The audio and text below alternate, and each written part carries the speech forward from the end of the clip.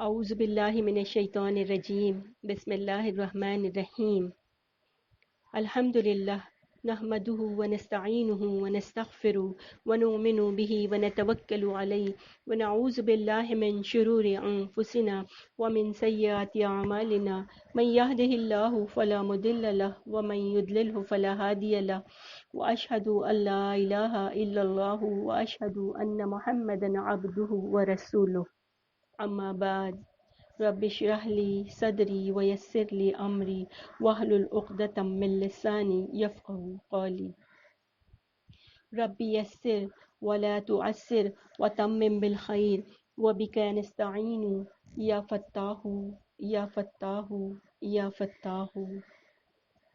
معزز سامعین کرام، السلام علیکم ورحمۃ اللہ وبرکاتہ۔ غفلت کی زندگی سے بچو، اس عنوان کے تحت کچھ باتیں آج میں آپ لوگوں سے شیئر کرنا چاہوں گی۔ فاعوذ باللہ من الشیطان الرجیم بسم اللہ الرحمن الرحیم۔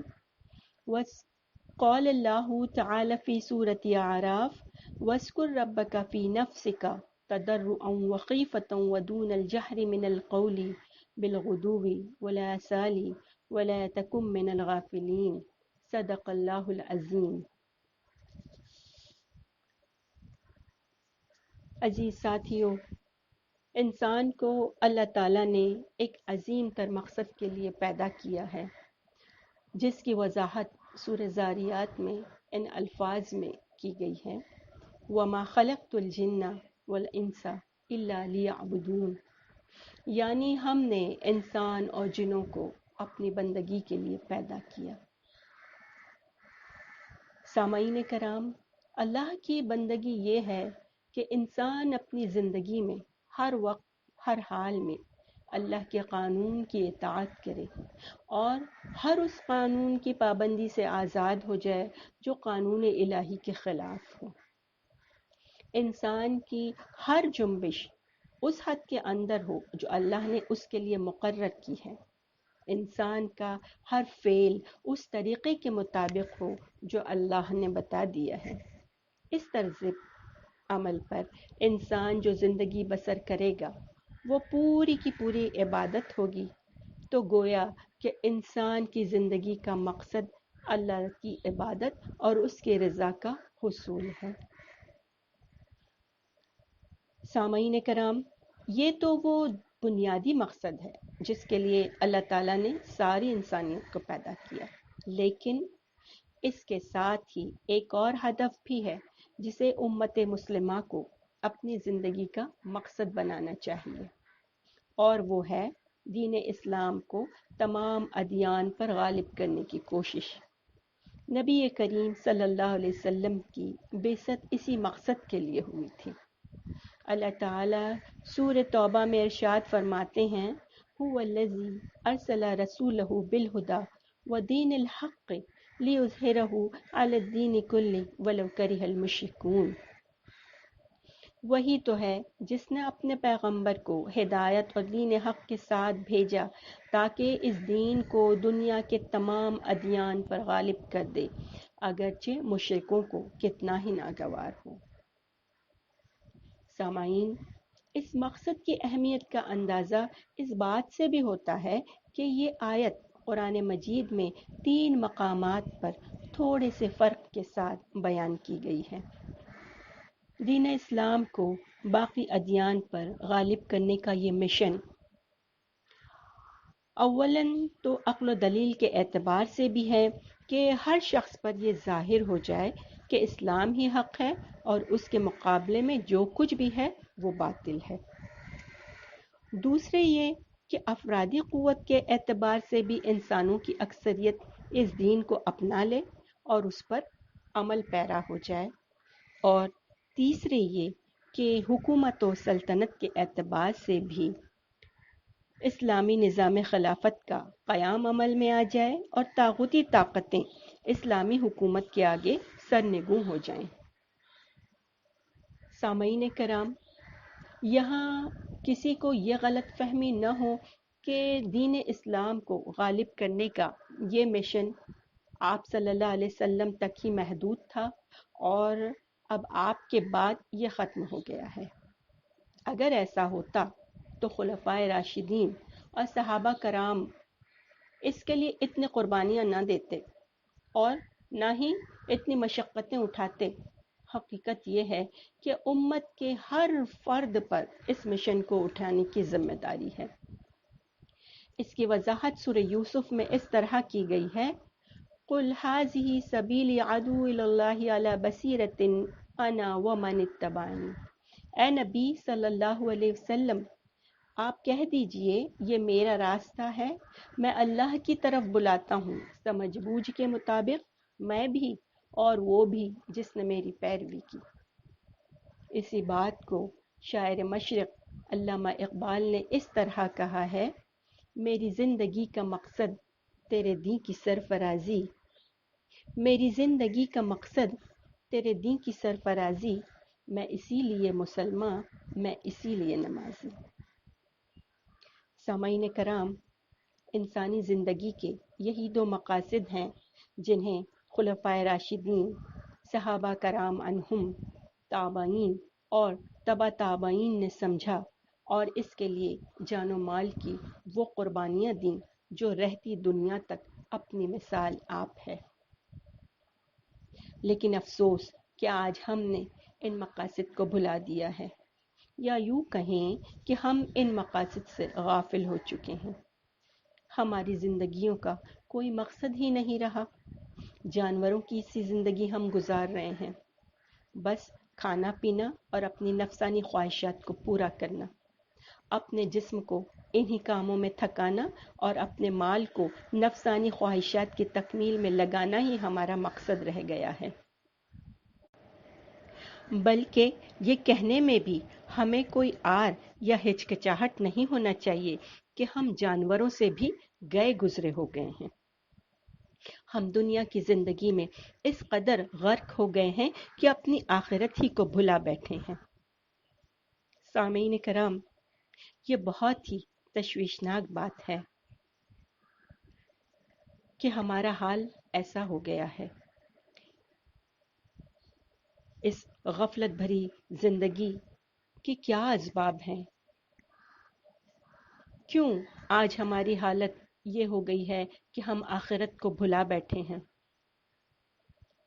آئیے وہ اسباب جاننے کی ہم کوشش کرتے ہیں۔ سامعین، غفلت کے اسباب میں سب سے بڑا سبب اللہ تعالیٰ کی عظیم ذات و صفات اور اس کے اسماء حسنی سے ناواقفیت ہے۔ آج امت مسلمہ ایک بڑی اکثریت اللہ تعالیٰ کی معرفت نہیں رکھتی۔ آج ہم اللہ کی ذات و صفات، اس کے حقوق اور اس کے اختیارات میں کہیں نہ کہیں دوسری ہستیوں کو اس کا ہمسر، اس کا شریک بنائے ہوئے ہیں، اور ہم اس عظیم ہستی کو یکسر فراموش کر بیٹھے ہیں جس نے ہمیں پیدا کیا، جس نے ہماری خاطر اس کائنات کو سجایا۔ آج ہم یہ جانتے ہی نہیں کہ وہ معبود جس نے ہمیں پیدا کیا وہ کیسا ہے، کیا اختیارات رکھتا ہے، وہ ہم سے کیا چاہتا ہے، اس کے وہ کون سے حقوق ہیں جو ہم پر عائد ہوتے ہیں۔ یہی وجہ ہے کہ آج ہم غفلت بھری زندگی گزار رہے ہیں، اپنے مقاصد سے غافل ہو رہے ہیں۔ سامعین کرام، ہماری غفلت بھری زندگی کا دوسرا سبب ہے حب دنیا، یعنی دنیا کی محبت۔ آدمی کے لیے دنیا کی محبت اس کا مال اور اس کے اہل و عیال ہوتے ہیں۔ سورہ منافقون میں اللہ تعالیٰ فرماتے ہیں، یا ایھا الذین آمنوا لا تلھکم اموالکم واولادکم عن ذکر اللہ۔ اے ایمان والو، تمہارے مال اور تمہاری اولاد تمہیں اللہ کے ذکر سے غافل نہ کر دے۔ سامعین، اس میں شک نہیں کہ مال اور اولاد آدمی کے لیے نعمت ہوتے ہیں۔ ان کے علاوہ عالیشان اور عمدہ مکان، دنیا کی دیگر آسائشیں اور سہولیات سب اللہ تعالیٰ کی نعمتیں ہی ہیں۔ ان چیزوں میں اس طرح مگن ہو جانا کہ آخرت تک یاد نہ رہے، یہی غفلت ہے۔ اولاد کی خاطر فرائض و واجبات کو ترک کرنا، حرام و حلال کی تمیز نہ رکھنا، یہی غفلت ہے۔ دنیا کی آسائشیں جمع کرنے میں اس قدر مشغول ہو جانا کہ دین اور شریعت سے دور ہو جانا غفلت ہے۔ اسی طرح دنیا بنانے کی فکر میں اس قدر مبتلا ہو جانا کہ اسلامی احکامات کی پرواہ نہ کرنا غفلت ہے۔ مال و دولت جمع کرنے کی دھن میں اتنا مصروف ہو جانا کہ اپنی موت تک کو بھلا دینا غفلت ہے۔ اللہ تعالیٰ سورۃ تکاثر میں فرماتے ہیں الہاکم التکاثر حتی زرتم المقابر۔ دنیا حاصل کرنے کی دوڑ میں تم اتنے مشغول ہو گئے ہو کہ لبے گور تک پہنچ جاتے ہو۔ سامعین کرام، ضرورت کے لیے دنیا سے تعلق رکھنا منع نہیں۔ جائز شرعی حدود میں رہ کر کاروبار کرنا، ملازمت کرنا، محنت و مزدوری کرنا، اپنے اہل و عیال کی جائز ضرورتوں کے لیے تگ و دو کرنا، یہ سب اسلامی شریعت میں مشروع اور جائز ہے۔ مگر دنیا کی ایسی محبت جو اللہ کی یاد کو دل سے غافل کرنے کا سبب بن جائے، اس سے منع کیا گیا ہے۔ سورہ روم میں ارشاد باری تعالیٰ ہے یعلمون ظاہرا من الحیات الدنیا۔ لوگ دنیا کی زندگی کا بس ظاہری پہلو جانتے ہیں، وہم عن الآخرۃ ہم غافلون، اور آخرت سے وہ بالکل غافل ہیں۔ سامعین کرام، غفلت کا تیسرا سبب ہے گناہوں کی کثرت۔ اللہ تعالیٰ نے انسان کی فطرت کے اندر دلائل اور سوچنے سمجھنے کی صلاحیت رکھی ہے۔ یہ چیزیں انسان کے لیے اسی صورت میں نفع بخش ثابت ہوتی ہیں جب وہ ان سے فائدہ اٹھاتا ہے۔ اگر انسان ان چیزوں سے فائدہ نہ اٹھائے بلکہ ان کے مقابلے میں اپنے نفس کی خواہشات کو مقدم رکھے تو وہ آہستہ آہستہ گناہوں کا اکتساب کرتا چلا جاتا ہے اور اس کی صلاحیتوں پر اس کے برے اعمال کا زنگ چڑھنا شروع ہو جاتا ہے۔ سورہ مطففین میں اسی بات کو اس طرح فرمایا گیا ہے کلا بل ران علی قلوبہم ما کانوا یکسبون۔ ہرگز نہیں، بلکہ ان کے برے کاموں کی وجہ سے ان کے دلوں پر زنگ چڑھ گیا ہے۔ راوی حضرت عبداللہ ابن عباس اس آیت کی تائید میں فرماتے ہیں کہ اللہ کے رسول صلی اللہ علیہ وسلم نے فرمایا جب کوئی بندہ گناہ کرتا ہے تو ایک سیاہ نقطہ اس کے دل پر لگ جاتا ہے، اب اگر وہ توبہ کر لے تو وہ نقطہ صاف ہو جاتا ہے، لیکن اگر وہ گناہوں کا ارتکاب کرتا ہی چلا جائے تو پورے دل پر وہ چھا جاتا ہے۔ یعنی گناہوں کی کثرت بھی انسان کو اپنے مقصد سے غافل کر دیتی ہے۔ سامعین کرام، غفلت کا چوتھا سبب ہے برے لوگوں کی صحبت۔ جو شخص بھی برے لوگوں کی صحبت میں اٹھے بیٹھے تو وہ بھی انہی جیسا ہو جاتا ہے۔ آہستہ آہستہ ان کی عادتیں، ان کی خصلتیں اس شخص کی طبیعت کا حصہ بنتی چلی جاتی ہیں۔ قرآن مجید کی سورہ فرقان میں اللہ تعالیٰ فرماتے ہیں کہ ایسا شخص قیامت کے دن حسرت و ندامت سے اپنے ہاتھوں کو دانتوں سے کاٹے گا اور کہے گا ہائے میری کمبختی، کاش میں نے فلاں شخص کو اپنا دوست نہ بنایا ہوتا، اس نے تو نصیحت آ جانے کے بعد مجھے بہکا دیا، اور شیطان تو عین مصیبت کے وقت دغا دینے والا ہے۔ اللہ کے رسول صلی اللہ علیہ وسلم نے اس بارے میں فرمایا آدمی اپنے دوست کے دین پر ہوتا ہے، اسے خیال رکھنا چاہیے کہ وہ کس سے دوستی کر رہا ہے، یعنی نیک لوگوں سے دوستی اور نیک لوگوں کی مجلس اختیار کرے اور برے لوگوں سے دور رہے۔ سامعین کرام، یہ بات 100% صحیح ہے کہ کسی شخص کے اخلاق و کردار کا پتہ کرنا ہو تو اس کے ساتھ اٹھنے بیٹھنے والوں کا پتہ کیا جائے، کیونکہ ہر شخص اپنے دوست ہی کے طریقے پر چلنے والا ہوتا ہے۔ غفلت کی زندگی کا ایک اور سبب بھی ہے، اور وہ ہے جھوٹی امیدیں وابستہ کر لینا. اپنے دل میں تمناؤں اور خواہشات کو پنپنے کے لیے جگہ بنانا. ایک غافل انسان دنیا میں یہ تمنا اور خواہش رکھتے ہوئے زندگی گزارتا ہے کہ اسے یہاں ہمیشہ رہنا ہے، اسے کبھی موت نہیں آئے گی، یا اسے یہ امید ہوتی ہے کہ اسے لمبی عمر دی جائے گی، یا وہ یہ آرزو کرتا ہے کہ چاہے وہ جو بھی اور جیسا بھی عمل کرے، اللہ تعالیٰ کے محبوب بندے وہاں آخرت میں اس کی سفارش کریں گے اور اسے آخرت کے عذاب سے بچا لیں گے. لہٰذا وہ آخرت کو فراموش کر کے دنیا کی زینت و آسائش میں مگن رہتا ہے، اور جیسے جیسے وہ بڑھاپے کی طرف بڑھتا ہے دنیا کی محبت اس کے دل میں مزید جڑ پکڑتی چلی جاتی ہے. اللہ کے رسول صلی اللہ علیہ وسلم کا فرمان ہے، ابن آدم بوڑھا ہوتا جاتا ہے مگر دو چیزیں اس میں جوان ہو جاتی ہیں. نمبر 1 مال کی حرص، اور نمبر 2 لمبی عمر کی خواہش.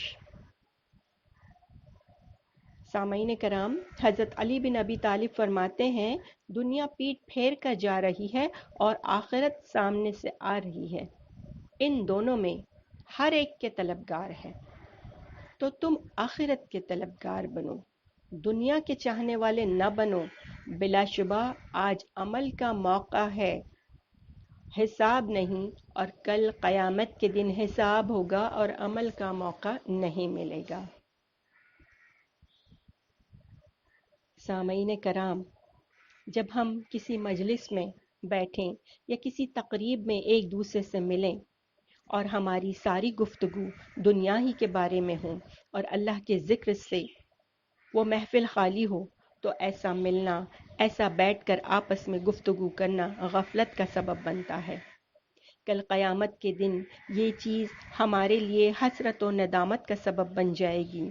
یعنی اس وقت ہم یہ تمنا کریں گے کہ کاش فلاں مجلس میں ہم نے اللہ تعالیٰ کا ذکر کیا ہوتا. اللہ کے رسول صلی اللہ علیہ وسلم نے فرمایا، جو لوگ کسی مجلس سے اٹھیں جس میں انہوں نے اللہ کا ذکر نہ کیا ہو، تو وہ اس طرح ہیں جیسے گدھے کی لاش کے گرد سے اٹھے ہوں. یہ مجلس کل قیامت کے روز ان کے لیے حسرت کا باعث ہوگی. علامہ ابن قیم رحمۃ اللہ علیہ اس بارے میں فرماتے ہیں، ذکر کی مجالس فرشتوں کی مجالس ہیں اور لغو و لعب کی مجالس شیطان کی مجالس ہیں. آدمی کو چاہیے کہ وہ دنیا اور آخرت میں جس کے ساتھ رہنا چاہتا ہے اسی کی مجلس اختیار کرے. سامعین کرام، حقیقت میں غفلت تمام برائیوں کی کنجی ہے. غفلت کی وجہ سے بندہ بہت سے اجر و ثواب سے محروم رہ جاتا ہے. غفلت ہی کی وجہ سے بندے کے اجر و ثواب میں کمی آتی ہے. لہٰذا غفلت سے بچنے کے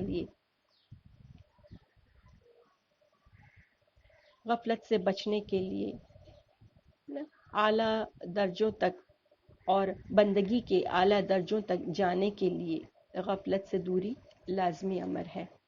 غفلت سے بچاؤ کی صورت میں آدمی دنیاوی سزاؤں سے محفوظ رہتا ہے اور مرنے کے بعد بھی اسے دائمی نعمتیں حاصل ہوتی ہیں. سامعین، غفلت کی زندگی سے بچاؤ اسی وقت ممکن ہے جب ہم غفلت کے اسباب سے دور رہیں اور دھوکے میں ڈالنے والی دنیا کی جانب مائل نہ ہوں. حضرت عامر بن ربیعہ رضی اللہ عنہ صحابی رسول صلی اللہ علیہ وسلم تھے. آپ کا شمار بدری صحابہ میں ہوتا ہے. ایک مرتبہ ایک شخص نے آپ کو زمین کا ایک ٹکڑا پیش کرنا چاہا، اس نیت سے کہ وہ آپ کو اور آپ کے بعد آپ کی اولاد کے کام آئے گا. لیکن حضرت عامر بن ربیعہ رضی اللہ عنہ نے اسے قبول کرنے سے انکار کیا اور فرمایا کہ مجھے اس زمین کی کوئی حاجت نہیں. سامعین کرام، حضرت عامر بن ربیعہ رضی اللہ عنہ آپ صلی اللہ علیہ وسلم کے تربیت یافتہ تھے.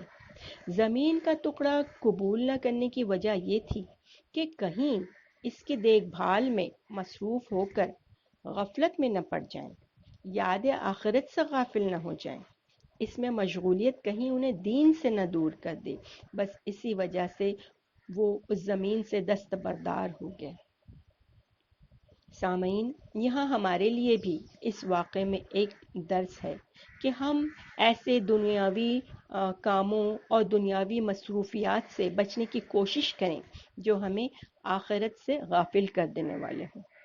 کسی شاعر نے کیا خوب کہا ہے، جگہ جی لگانے کی دنیا نہیں ہے، جگہ جی لگانے کی دنیا نہیں ہے، یہ عبرت کی جا ہے، تماشا نہیں ہے۔ معزز سامعین، غفلت کی زندگی سے بچنے کا ایک طریقہ یہ بھی ہے کہ ہم توحید کے کامل عقیدے کی معرفت حاصل کریں، بندوں پر اللہ کا جو حق ہے اسے پہچانیں اور اس حق کو ادا کرنے کی اپنی استطاعت بھر کوشش کریں، کیونکہ کل روز محشر وَأَن لَيْسَ لِلْإِنسَانِ إِلَّا مَا سَعَىٰ، انسان کو صرف وہی ملے گا جس کی اس نے کوشش کی ہوگی، وَأَنَّ سَعْيَهُ سَوْفَ يُرَىٰ، اور اس کی کوشش عنقریب دیکھی جائے گی، ثُمَّ يُجْزَاهُ الْجَزَاءَ الْأَوْفَىٰ، پھر اسے اس کوشش کا پورا بدلہ دیا جائے گا۔ سامعین کرام،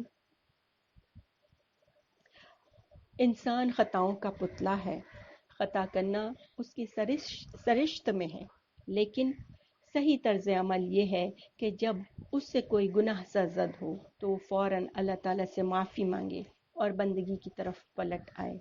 آدمی کا یہ عمل اسے نہ صرف گناہوں پر جمے رہنے اور غفلت بھری زندگی سے بچاتا ہے، بلکہ آخرت میں اللہ اس کے گناہوں کو معاف فرمائے گا اور اسے ایسے باغوں میں داخل کرے گا جس کے نیچے نہریں بہتی ہوں گی اور وہ وہاں ہمیشہ رہے گا۔ لہو لعب، فسق و فجور اور برے دوستوں کی محفل سے دوری بھی غفلت کی زندگی سے بچاؤ کا سبب بنتی ہے۔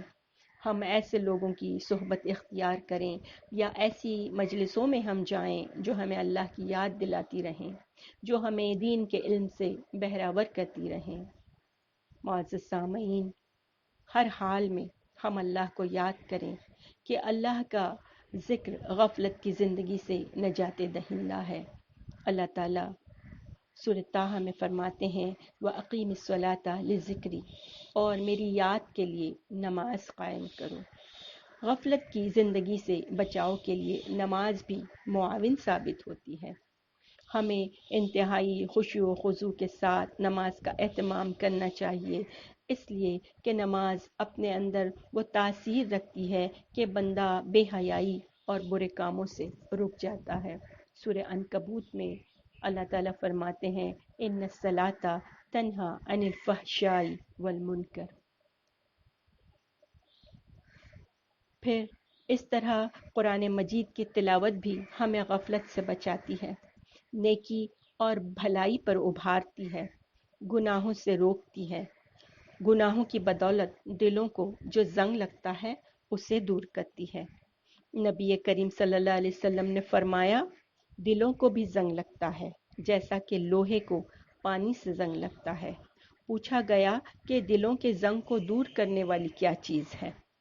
آپ صلی اللہ علیہ وسلم نے فرمایا دل کا زنگ اس طرح دور ہوتا ہے کہ آدمی اپنی موت کو کثرت سے یاد کرے اور دوسرے یہ کہ قرآن کی تلاوت کریں۔ سامعین کرام، قرآن مجید کی تلاوت تو ہمیں غفلت بھری زندگی سے بچاتی ہی ہے، لیکن اس حدیث سے ہم نے یہ بھی جانا کہ غفلت کی زندگی اور اس کے مضر اثرات سے محفوظ رہنے کا ایک بڑا سبب موت اور اس کے بعد ہونے والے امور کی یاد دہانی بھی ہے۔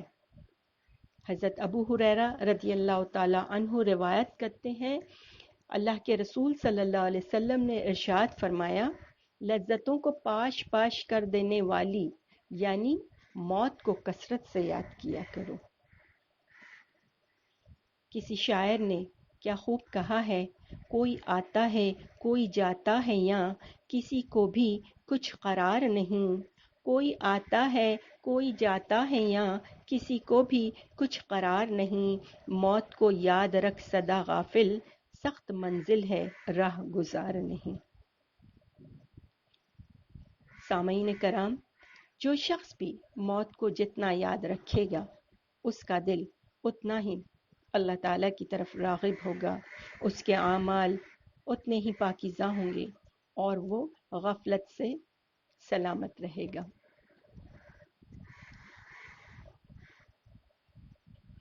معزز سامعین، حقیقت یہ ہے کہ اللہ کی یاد دلوں کو زندہ رکھتی ہے اور شیطان کو دور بھگاتی ہے، روح کا تزکیہ کرتی ہے، ہمارے جسم میں نیکی کرنے کے لیے قوت پیدا کرتی ہے، ہمیں خواب غفلت سے بیدار کرتی ہے۔ ہمیشہ اللہ کے ذکر میں مشغول رہنے سے آدمی گناہوں سے محفوظ ہو جاتا ہے۔ سورہ اعراف کی جو آیت میں نے شروع میں تلاوت کی تھی، اس میں بھی اللہ تعالیٰ نے بندوں سے یہی فرمایا ہے کہ اپنے رب کو صبح و شام یاد کیا کرو، دل ہی دل میں زاری اور خوف کے ساتھ، اور زبان سے بھی ہلکی آواز کے ساتھ۔ ان لوگوں میں سے نہ ہو جاؤ جو غفلت میں پڑے ہوئے ہیں۔ سامعین کرام، حضرت ابو موسیٰ اشعری روایت کرتے ہیں کہ آپ صلی اللہ علیہ وسلم نے فرمایا، ایک شخص کی مثال جو اپنے رب کو یاد کرتا ہے اس شخص کی سی ہے جس کے اندر زندگی پائی جاتی ہے، اور ایک شخص کی مثال جو اللہ کو یاد نہیں رکھتا ایسی ہے جیسے کہ کوئی میت۔ سامعین، میں اپنی بات ان اشعار پر ختم کروں گی۔ امتحان ہر قدم پر ہے تیرا، امتحان ہر قدم پر ہے تیرا، تجھ کو احساس میرے یار نہیں۔ آج موقع ہے فکر فردا کر، آج موقع ہے فکر فردا کر، کل پہ کچھ تجھ کو اختیار نہیں۔ ربنا تقبل منا انك انت السميع العليم وتب علينا انك انت التواب الرحيم واخر الدعوانا ان الحمد لله رب العالمين۔ السلام علیکم ورحمۃ اللہ۔